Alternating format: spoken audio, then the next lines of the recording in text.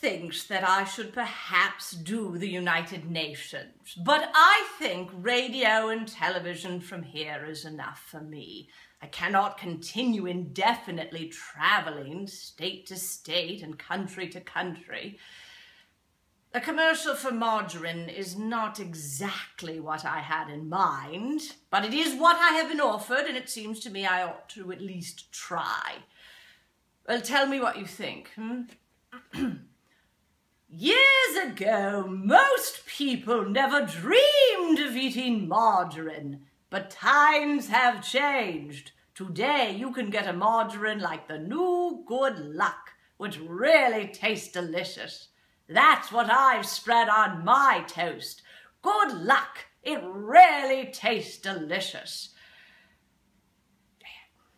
With the money I am to be paid for that, I can save 6,000 lives. I don't value my dignity that highly.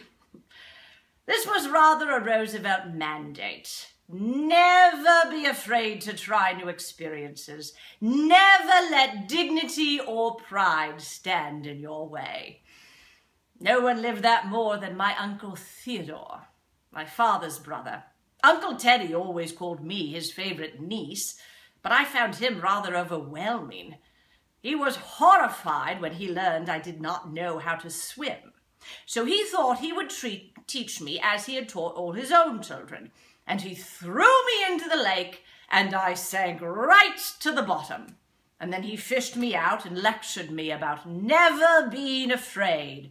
That was the Roosevelt way. Never let them see fear. So I did try not to show fear when I became a mother, although I was terribly unsure of myself. I relied on books. One book told me children must have plenty of fresh air.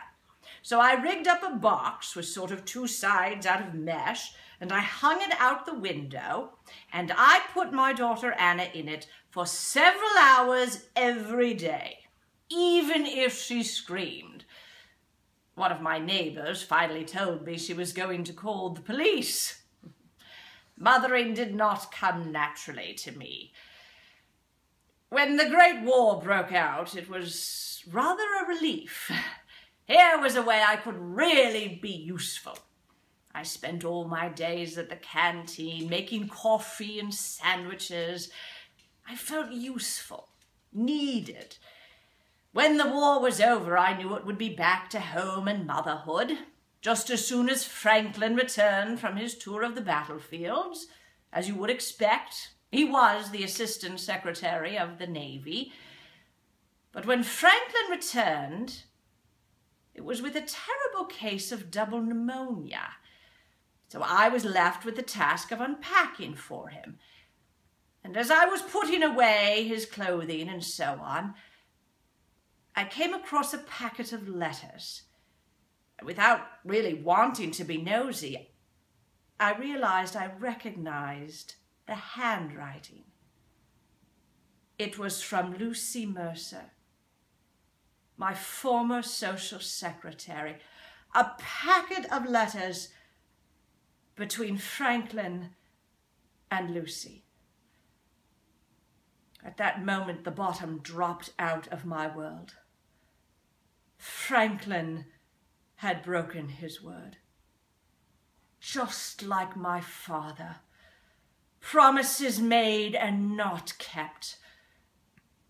I offered Franklin his freedom, but that would have meant the end of his political career.